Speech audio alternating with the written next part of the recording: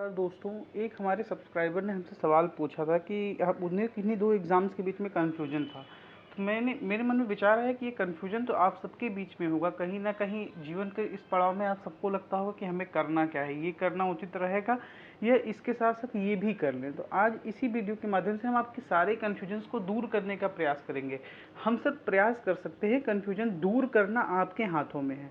दरअसल में उनका एक सवाल था कि उनको ये जो बिहार पुलिस वाली भर्ती थी इसमें भरना है और उनको प्रिपरेशन करना है यूपीएससी सीएससी का, यानी कि जो सिविल सर्विस एग्जामिनेशन होता है उसकी प्रिपरेशन करना है। लेकिन उनके पारिवारिक स्थितियां बोल रहे थे हमसे कि उनकी सही नहीं है और इस कारण वो सोच रहे हैं कि बिहार कांस्टेबल का जो आया था इसको भर दें। तो वो पूछ रहे थे कि क्या हम इस नौकरी के साथ साथ यूपीएससी सीएससी के यानी कि सिविल सर्विस एग्जामिनेशन की तैयारी कर सकते हैं।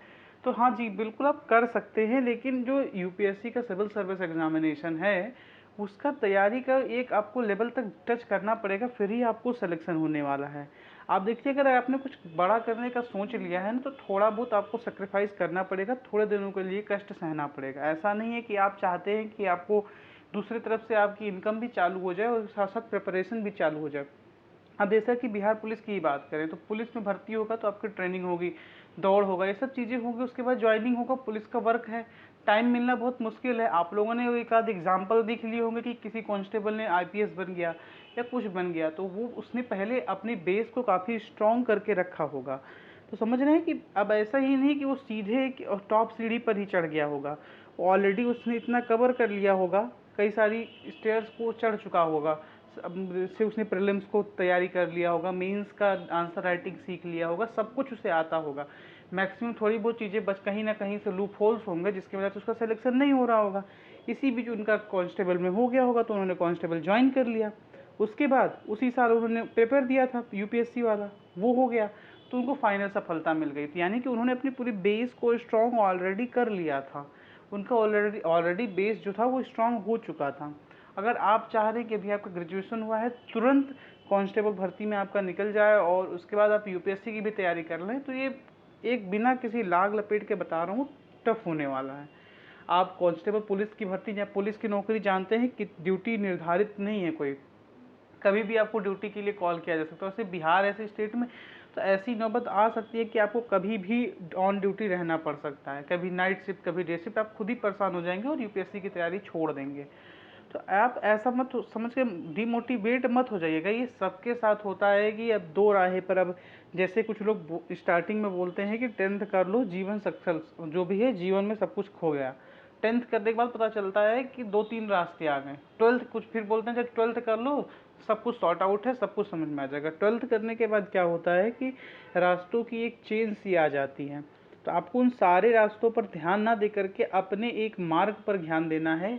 थोड़े समय हो सकता है उस मार्ग में आपको कांटे मिलें, थोड़े समय में हो सकता है पत्थर मिलें, लेकिन उसके बाद जो आपको फूल का जो रास्ता मिलेगा, आपके चरणों को जो आराम मिलेगा, आपको जो आराम मिलेगा, आपके सपनों को जो पूर्ति होगी ना, वो इन कांटों और पत्थरों के दर्दों को कम कर देगी। तो इसीलिए आप अपने फाइनल डेस्टिनेशन को देखिए। अगर आप यूपीएससी सीएससी की तैयारी कर रहे हैं तो आप उसी के देखिए, यूपीएससी की ही देखिए। हाँ, अगर आपकी फाइनेंशियल कंडीशन बहुत ही ज़्यादा ख़राब है जिससे आपकी यूपीएससी की प्रिपरेशन नहीं स्टार्ट ही नहीं कर पा रहे हैं, तो फिर आप कांस्टेबल के थ्रू जा सकते हैं। कांस्टेबल करिए। आपके पास अगर आपकी कैटेगरी एससी एसटी या ओबीसी है तो आपको एज रिलैक्सेशंस भी मिलेंगे। अगर आपका अभी ग्रेजुएशन हुआ है तो मैं मान के चल रहा हूँ 23 साल से तो ज़्यादा उम्र नहीं होगा, हमने तो 20 ही साल में कर लिया है, 23 साल से तो ज़्यादा उम्र होने से ही नहीं रहा।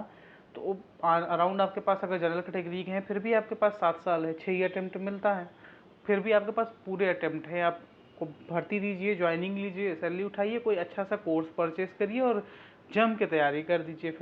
फिर आप जैसे नॉर्मल डेज में 10 घंटे पढ़ेंगे तो 10 घंटे अगर पढ़ेंगे तो जो चीज़ आपको 10 दिन में 10 घंटे पढ़ के 100 घंटा हो जाएगा, वो अगर आप ऑन ड्यूटी पढ़ना चाहते हैं तो 4 घंटे 5 घंटे पढ़ पाएंगे। वो जो चीज़ 10 दिन में होगी वो 20 दिन में होगी, लेकिन होगी ज़रूर। लेकिन अगर आपके पास 1 साल, डेढ़ साल, 2 साल का समय है तो आप कॉन्टिन्यूसली प्रिपरेशन करिए। उसके बाद अगर आपका 2 साल के बाद लग रहा है आपको बेस स्ट्रांग हो चुका है, मीन्स के आंसर राइटिंग सही हो चुकी है, इंटरव्यू की भी प्रिपरेशन काम भर की हो चुकी है, और अभी भी आपका सिलेक्शन कुछ नंबरों से कहीं रुक रहा है, तो आप कहीं ना कहीं कांस्टेबल कांस्टेबल में भर्ती में निकाल लीजिए। उसके बाद नेक्स्ट ईयर में या जो भी अटेम्प्ट है, नेक्स्ट अटेम्प्ट में आप यूपीएससी का फॉर्म भरिए, हो सकता है आपके साथ किस्मत भी हो, आपका सिलेक्शन हो जाए। फिर कांस्टेबल से रिजाइन दे दीजिए, और कांस्टेबल से रिजाइन देने के बाद आपको कोई भी बॉन्ड तो साइन करना नहीं है कि आपको बॉन्ड की मनी वापस करनी पड़ेगी, जैसा कई जगहों पर होता है। तो इसमें बॉन्ड वाली भी चिंता नहीं है कि आपको पैसा वापस करना पड़ेगा। और अगर आपकी सिविल सर्विस एग्जामिनेशन में सिलेक्शन हो जाता है तो बॉन्ड का पैसा वापस करवा दिया जाएगा, उसकी कोई दिक्कत नहीं कहीं पर भी, अगर आपके पास बॉन्ड साइंड है तो। अगर आप किसी भी बच्चे को, अगर उसका UPSC civil service examination CGL में सिलेक्शन हो चुका है, किसी कंपनी में वो काम कर रहा है, उसकी कोई बॉन्ड है, बॉन्ड भरने में दिक्कत आ रहा है, वो सोच रहा है इसको छोड़ेंगे तो बॉन्ड कैसे भरेंगे, तो वो हमारे कमेंट माध्यम से हमें बता सकता है, उनकी यथासंभव हमारी तरफ से मदद की जाएगी। लेकिन अब फालतू के लोग नहीं आकर के कमेंट करेंगे कि हमें सबकी नहीं, हमने क्या बोला, जिनकी यूपीएससी हो गया, एसएससी हो गया, या बैंकिंग का पीओ लेवल, क्लर्क लेवल जो भी है, सिलेक्शन अच्छे गवर्नमेंट जॉब में हुआ हो, प्रॉपर गवर्नमेंट जॉब में, और उनका बॉन्ड की वजह से अगर कोई भी दिक्कत आ रहा हो तो कमेंट में आकर के कमेंट करें।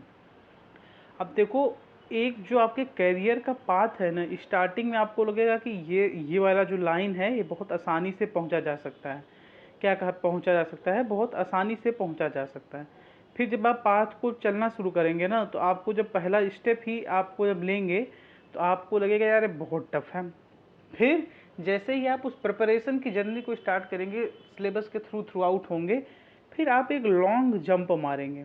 लॉन्ग जंप मारेंगे, आपके मोटिवेशन हाई होगा, आपका कॉन्फिडेंस हाई होगा, एक लेवल तक पहुंच जाएंगे प्रिपरेशन में। फिर उसके बाद आप क्या करने लगेंगे, आप मॉक्स देना स्टार्ट करेंगे। मॉक्स देना स्टार्ट करेंगे तो शुरू में आपके नंबर आपकी उम्मीदों से बहुत कम आएंगे। सडन जो डिप्रेस हो गया वो वहीं पर प्रिपरेशन छोड़ देगा, आगे नहीं बढ़ेगा। जिसने कॉन्टिन्यूसली अपने आप को बढ़ाता रहा, वो क्या होगा, आफ्टर सर्टेन टाइम आप देखेंगे कि आपके मॉक्स के मार्क्स सडनली इंक्रीज होते रहेंगे।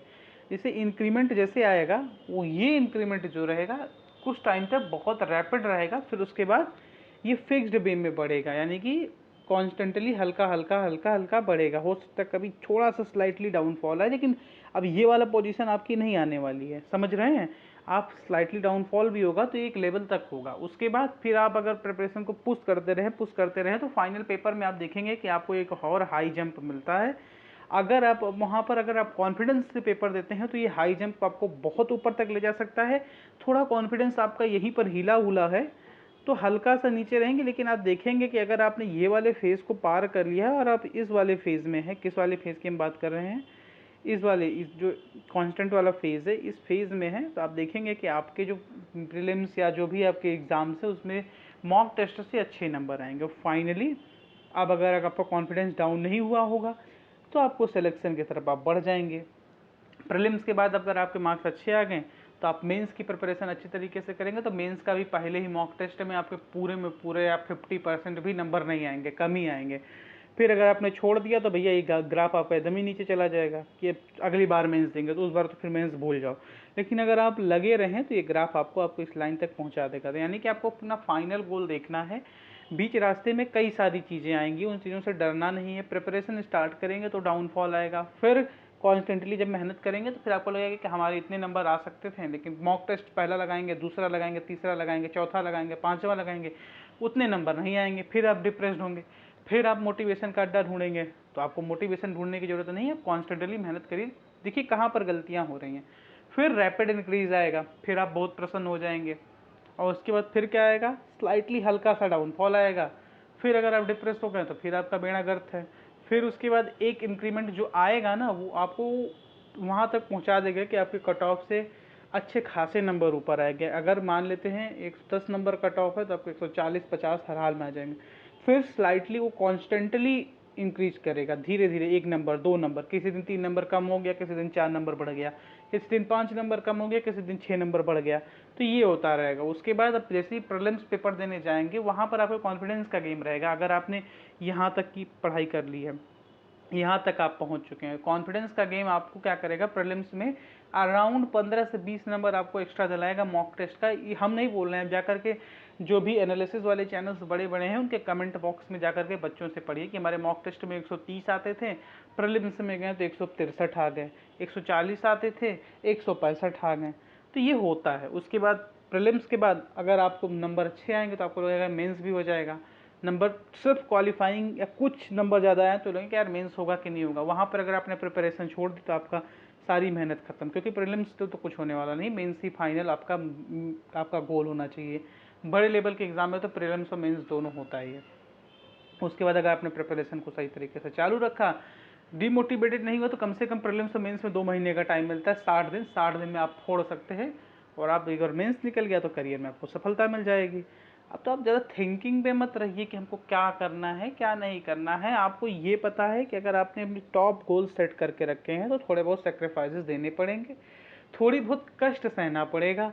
लेकिन अगर वो कष्ट आपके जीवन से बड़ा है तो आप उस कष्ट को ना सह करके जो भी आपको ईजी पाथ लगे उस ईजी पाथ को पहले पकड़िए। उस ईजी पाथ को पकड़ करके अपनी अर्निंग या जो भी आर्थिक तरीके से आप लोग स्थिर हो जाएं, या जो भी आपको चाहिए वो अगर आपके पास हो जाता है, पैसे की कमी है, किसी नौकरी से आपको पैसा मिल रहा है, पैसा उठाइए, कोर्स खरीदिए, पढ़िए।